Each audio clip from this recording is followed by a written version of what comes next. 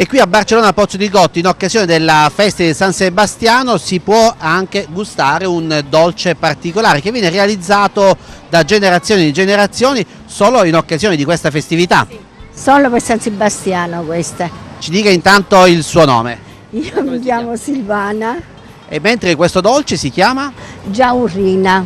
Ed è un dolce che viene preparato con semplici ingredienti. Sì, con zucchero e miele. Più miele e meno zucchero. Più o meno che proporzione abbiamo? 1 chilo di miele e mezzo chilo di zucchero.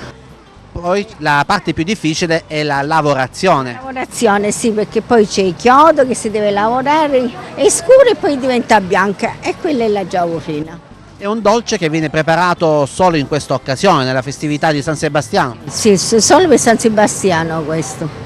Viene tramandato generazione in generazione, sappiamo che c'era suo nonno che lo realizzava. Prima mio nonno, poi mio padre e ora è passato mio figlio.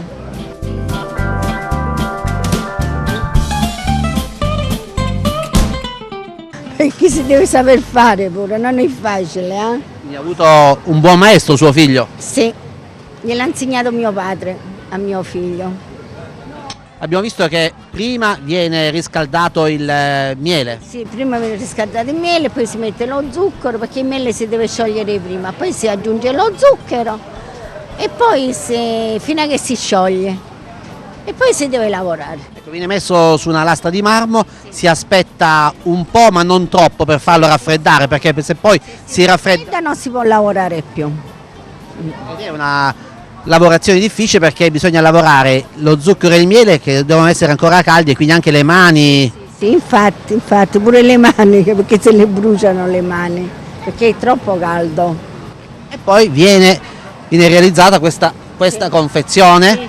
Sì. Ecco, qui troviamo, Bianca, vede così. È come una caramella, ecco, la vediamo dura ma poi in bocca diventa morbida. Si scioglie in bocca, sì.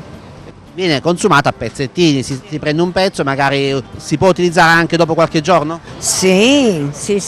Dopo tanto tempo pure, sì. Che rimane sempre così, va. Come sta andando la veglia? C'è molta curiosità da parte dei visitatori ogni anno? Sono più i residenti che lo acquistano? Sì, più i residenti sono, sì.